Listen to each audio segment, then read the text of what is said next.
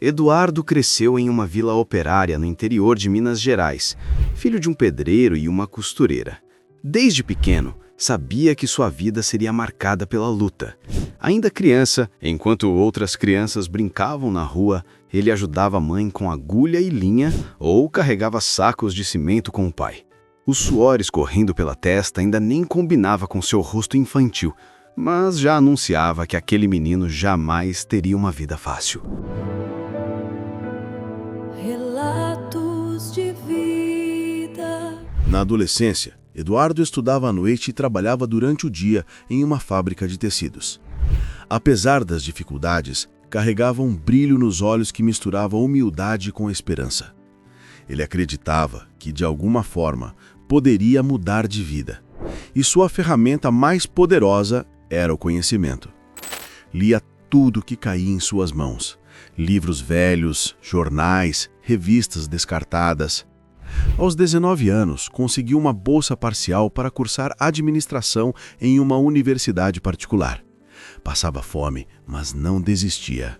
Fui na faculdade que conheceu Isadora, filha única de um industrial poderoso, dona de uma beleza estonteante e de uma arrogância ainda maior. Eles se esbarraram no corredor, literalmente, quando ele carregava apostilas emprestadas. Ela olhou para ele com nojo, mas Eduardo não abaixou os olhos. Em vez disso, sorriu. E aquele sorriso despretensioso despertou a curiosidade dela. A partir dali, passaram a se encontrar com frequência. Primeiro por acaso, depois propositalmente. Ele sempre gentil, ela inicialmente sarcástica, mas aos poucos se encantando pela segurança e inteligência que Eduardo demonstrava, mesmo vindo de uma realidade tão distante da sua. Quando deram por si, estavam apaixonados. O namoro foi mantido em segredo. Isadora sabia que os pais jamais aceitariam. Mas o sentimento entre eles crescia forte. Eduardo sonhava em construir uma vida ao lado dela e acreditava piamente que o amor venceria qualquer obstáculo. Após 2 anos juntos, ele a pediu em casamento, de joelhos, segurando uma aliança comprada com o salário de 3 meses. Ela aceitou, mas impôs uma condição. Eles teriam que contar a verdade aos pais dela. O pai de Isadora, o Sr. César, reagiu com fúria. Disse que a filha estava destruindo o legado da família ao se envolver com um miserável de vila. A mãe, Silvia, nem sequer olhou para Eduardo nos olhos. A situação ficou insustentável. Mesmo assim, contra tudo e todos, os dois se casaram. Os primeiros meses foram felizes. Moravam em um pequeno apartamento alugado com móveis usados. Eduardo dividia seu tempo entre 2 empregos, economizando cada centavo. Isadora, que nunca precisou se preocupar com dinheiro, começou a se irritar com a vida simples. Sentia falta dos jantares caros, das viagens, dos mimos. Começou a culpar Eduardo por tudo que havia perdido. Ele tentava compensar como podia. Flores do campo deixadas embaixo do travesseiro, bilhetes carinhosos colados no espelho, longas conversas na varanda. Mas ela não queria palavras, queria status. E, para ela, amor não pagava as contas. Um dia, após uma briga feia, Isadora explodiu. Disse que estava envergonhada de viver como uma qualquer, que se arrependia amargamente de ter se casado com alguém tão medíocre. Você não passa de um fracassado, Eduardo, e nunca vai deixar de ser pobre. Foram essas palavras, cuspidas com desprezo, que rasgaram o coração dele. Na manhã seguinte, quando Eduardo chegou do trabalho, encontrou suas roupas ensacadas na porta do apartamento. Um bilhete preso com fita adesiva dizia apenas: "Volte para o buraco de onde saiu." Eduardo saiu daquele apartamento com uma mochila nas costas e um buraco no peito. Não havia para onde ir. Dormiu a primeira noite no refeitório da empresa onde trabalhava, escondido entre os sacos de farinha e caixas de alimentos. Pela manhã, tomou banho no banheiro dos funcionários e seguiu seu turno como se nada tivesse acontecido. Não tinha tempo para lamentar. Tinha que sobreviver. As semanas seguintes foram duras. Sem moradia fixa, ele se revezava entre sofás emprestados de colegas e quartos de pensões baratas, quando sobrava algum trocado. Mesmo humilhado, Eduardo jamais perdeu a dignidade. Trabalhava como entregador durante o dia e como estoquista à noite. Nos poucos minutos de folga, estudava empreendedorismo, finanças e tecnologia com vídeos gratuitos na internet. Foi num desses vídeos que teve a ideia de criar um aplicativo de logística simplificada para pequenas empresas. Um sistema que conectava entregadores autônomos a comércios locais, com agilidade e baixo custo. Era uma solução simples, mas poderosa. Eduardo não tinha recursos para desenvolvê-lo, mas sabia programar o suficiente para criar um protótipo. Durante meses, passou noites inteiras montando o sistema em um computador antigo emprestado. Quando finalmente estava pronto, buscou parcerias com pequenos mercados do bairro onde cresceu. Eles aderiram com entusiasmo. Em 6 meses, a demanda explodiu. O aplicativo, batizado de Rota Certa, se espalhou como fogo em palha seca. Eduardo fundou uma pequena startup e logo atraiu os olhares de investidores anjos. Em 2 anos, o Rota Certa se tornara líder regional no setor. Ele agora era CEO de uma empresa em crescimento, com mais de 80 funcionários e contratos milionários com grandes redes varejistas. Apesar do sucesso, Eduardo mantinha os pés no chão. Continuava morando em um apartamento modesto e vestia roupas simples. Mas dentro dele crescia um desejo silencioso: justiça. Não vingança, justiça. Ele queria mostrar a todos que o pobre que um dia foi expulso como um lixo agora era um homem digno de respeito. Foi então que, em uma reunião com investidores internacionais, surgiu a oportunidade de ouro. Uma das empresas que procuravam soluções logísticas era justamente a Montes Brasil, um conglomerado tradicional de produtos alimentícios pertencente à família de Isadora. Eduardo não acreditou quando viu o nome no contrato. O pai dela, Sr. César, ainda era o diretor executivo. Mas a empresa passava por dificuldades, havia perdido grandes contratos e sofria com problemas de distribuição. Eduardo viu uma brecha. Propôs uma solução completa usando o Rota Certa. Fez isso sem revelar seu envolvimento direto, agindo por meio de uma holding que fundara em nome de outro sócio. O plano funcionou. Em poucos meses, o conglomerado dependia quase integralmente do sistema de logística da startup de Eduardo. Ele esperou pacientemente o momento certo, e ele chegou. A Montes Brasil estava à beira da falência, e o conselho votaria a venda parcial da empresa para tentar salvá-la. Eduardo comprou silenciosamente as ações em nome de sua holding. Quando acumulou 51% do controle, revelou sua identidade ao conselho. O silêncio que tomou conta da sala de reuniões foi ensurdecedor. Sr. César, envelhecido e abatido, arregalou os olhos ao ver quem era o novo dono. Isadora, agora divorciada, também estava presente. Ela atuava no departamento de marketing da empresa. O choque em seu rosto era impossível de descrever.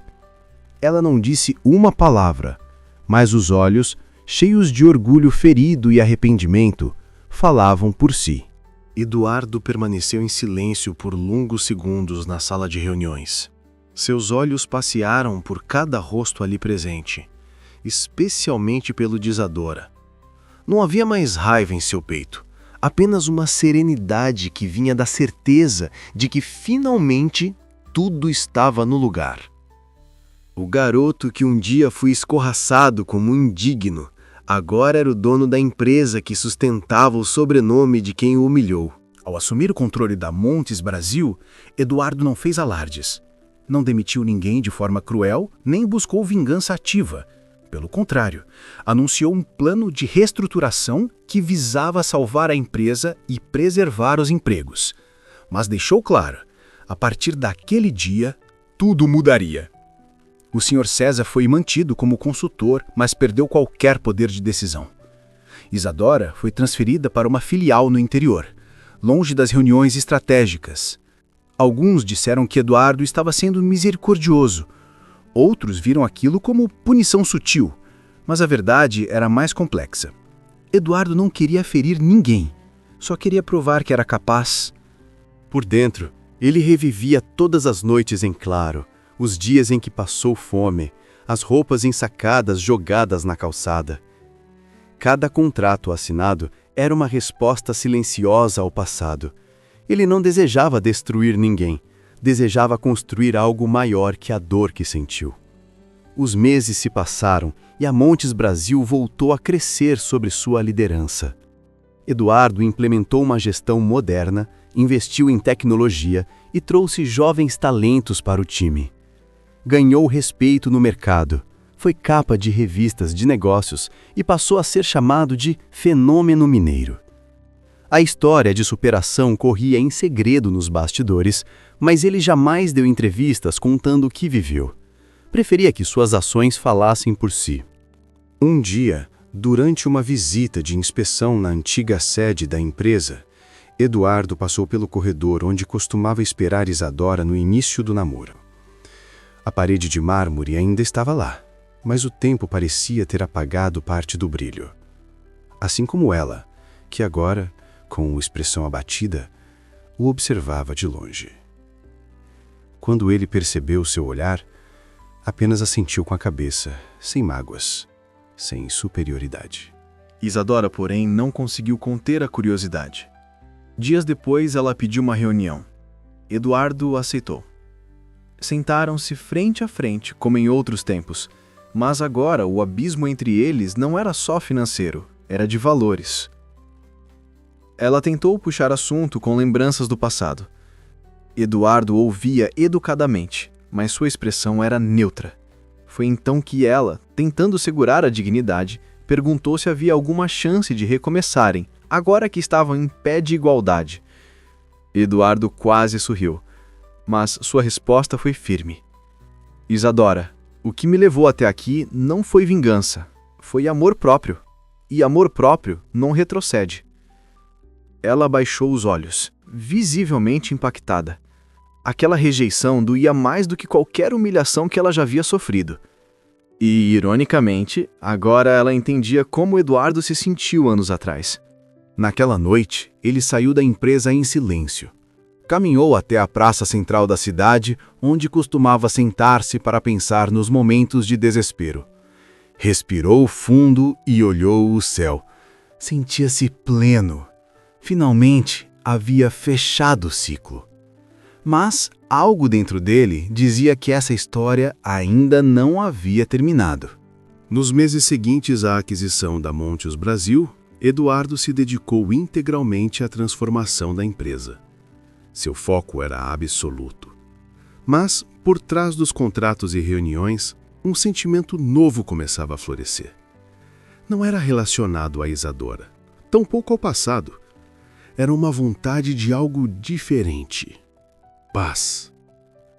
Ele conheceu Marina durante um evento sobre empreendedorismo social. Ela era psicóloga e coordenava um projeto que oferecia capacitação a mulheres em situação de vulnerabilidade. Seus olhos brilhavam quando falava do que fazia. Era uma mulher simples, de fala suave, mas com uma força interna que o tocou de imediato. Marina não sabia quem ele era. Para ela, Eduardo era apenas um palestrante com ideias interessantes. E ele preferiu manter assim por um tempo. Durante semanas, encontravam-se para conversar sobre impacto social, desigualdade e sonhos. Ela falava de humanidade com uma paixão que Eduardo havia esquecido que existia. Sentia-se visto como pessoa, não como um empresário ou ex-marido de alguém. Diferente de Isadora, Marina se encantava com a história de superação dele, não com seus bens. Quando finalmente Eduardo contou sua trajetória, ela não reagiu com deslumbre, mas com respeito. Isso marcou profundamente. Foi também nessa época que ele recebeu uma carta inesperada, escrita à mão em uma caligrafia familiar, assinada por Silvia, a mãe de Isadora. No papel, palavras que jamais esperaria ler. Eduardo, Sei que jamais fui gentil com você. Vi um menino pobre e achei que isso era sinônimo de fracasso. Estava errada. Você provou a todos e a mim mesma o quão grandioso é. Peço perdão.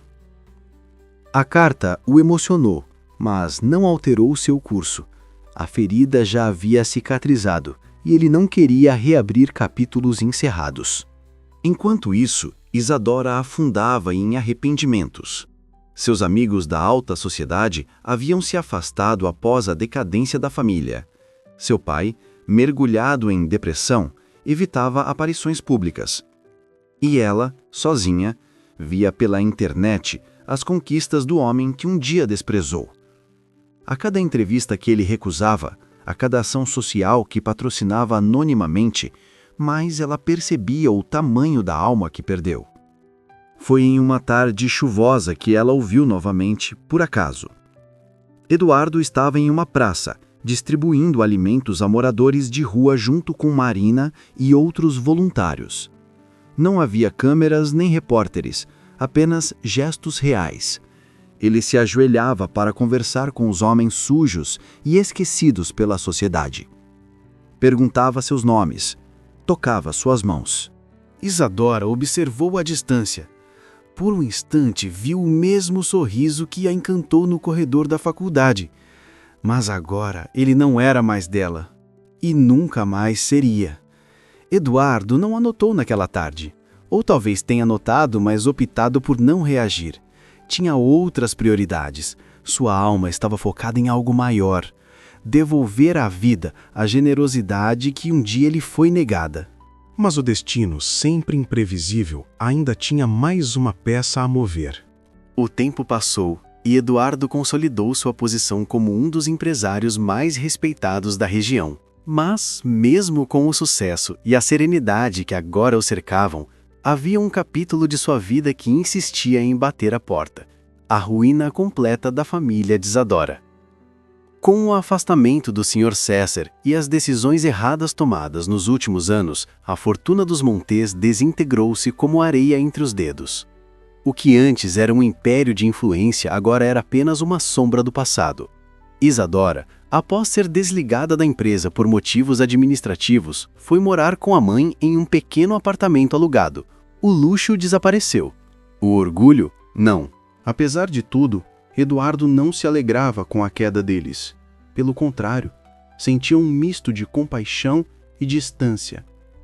Não era sua responsabilidade salvá-los, e ele sabia disso. Enquanto isso, Marina se tornava mais presente em sua vida. Ela lhe mostrava que existiam coisas além do trabalho e da superação.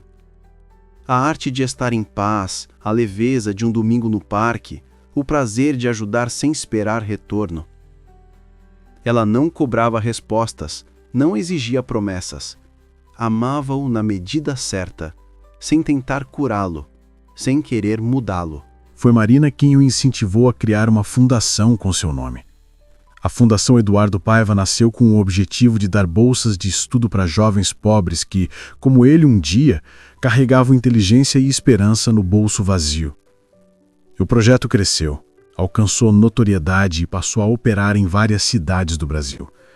Um dia, Eduardo recebeu um pedido de entrevista para uma matéria de capa em uma revista nacional.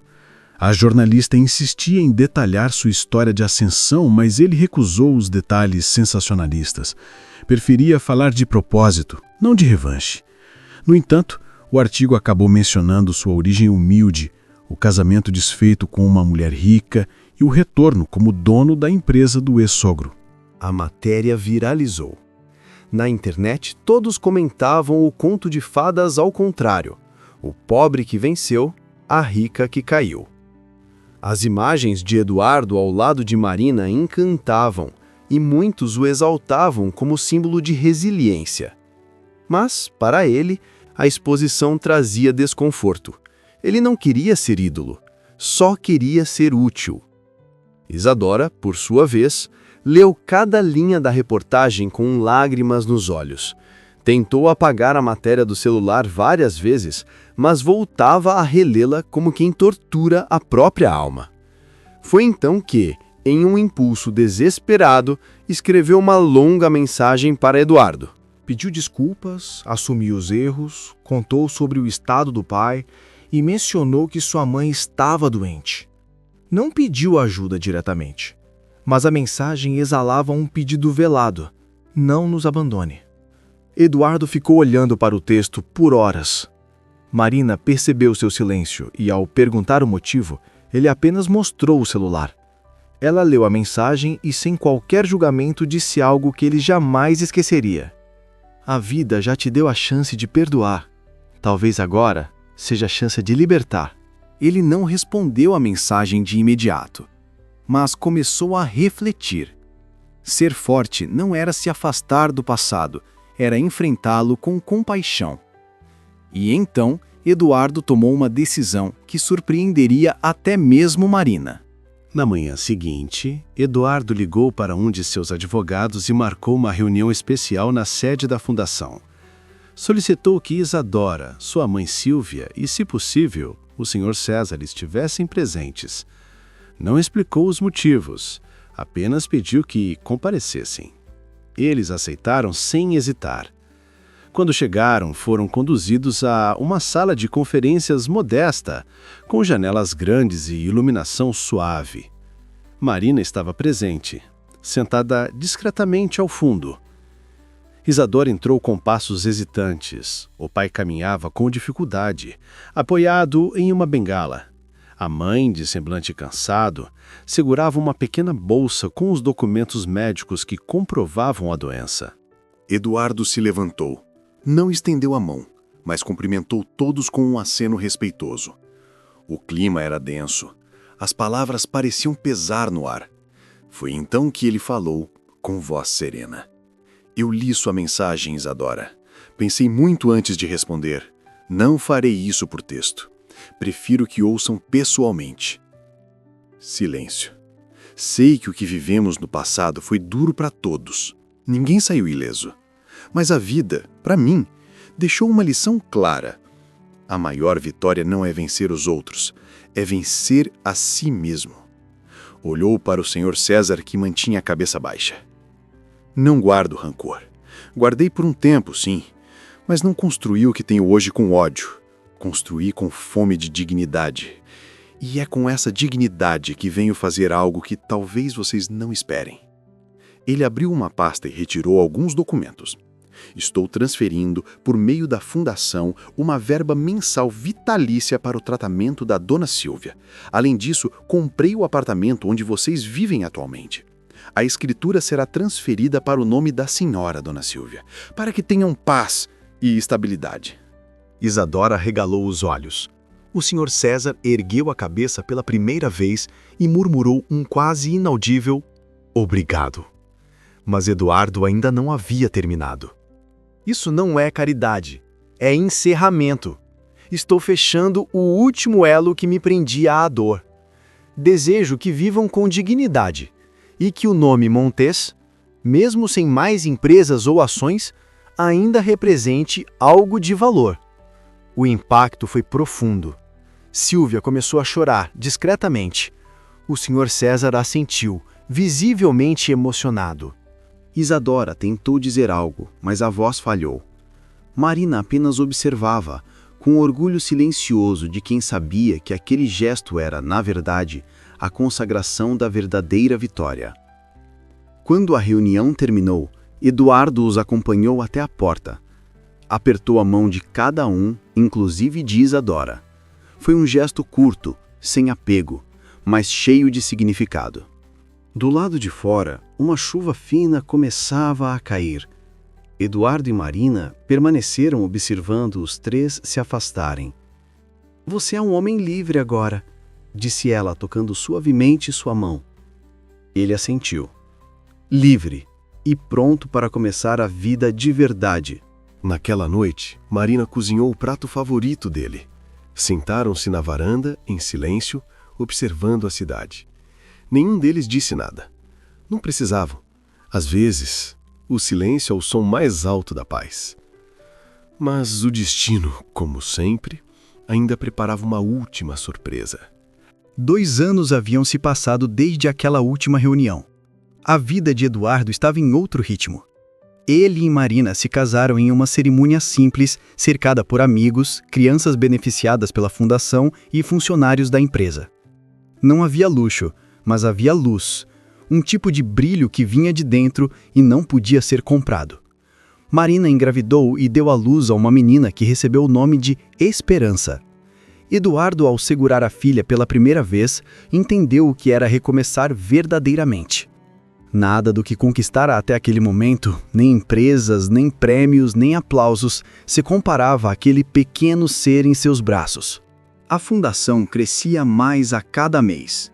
Eduardo criou um programa para capacitar ex-presidiários, e sua empresa se tornaram um modelo de gestão humanizada. Estava em paz com o passado, realizado no presente e esperançoso com o futuro. Foi em uma dessas manhãs tranquilas que ele recebeu um envelope em sua mesa. Não havia remetente. Dentro, uma carta escrita à mão, com traços que ele conhecia bem. Era de Isadora. Eduardo, demorei a escrever. Não porque não quisesse, mas porque precisei me encontrar primeiro. Quando você estendeu a mão para minha família, entendi que grandeza não se mede pelo saldo bancário, mas pela generosidade com que se age diante de quem nos feriu. Eu nunca fui capaz disso. Fui pequena, mesquinha, orgulhosa. Hoje, trabalho como professor em uma escola pública. Descobri que ensinar é mais valioso que consumir. Pela primeira vez, sinto que estou construindo algo verdadeiro. Só queria que você soubesse. Sua vida me inspirou a mudar a minha. Obrigada por não nos destruir quando teve a chance. Obrigada por ter sido maior que tudo. Desejo que sua filha cresça sabendo que o pai dela é um homem raro. Isadora. Eduardo leu cada palavra com calma. Quando terminou, guardou a carta em uma caixa de madeira onde mantinha recordações importantes. Não sentia saudade, nem mágoa. Apenas gratidão por tudo o que viveu. Naquela tarde, voltou para casa mais cedo. Encontrou Marina e Esperança no jardim, brincando entre flores e sombras. Sentou-se no gramado, tirou os sapatos e deitou ao lado da filha. O céu estava azul e o vento leve trazia cheiro de infância. Ele fechou os olhos e sorriu. Era ali, naquela simplicidade, que ele encontrou o que buscou por tantos anos. Não vingança, não reconhecimento, mas aquilo que, no fundo, sempre desejou: paz.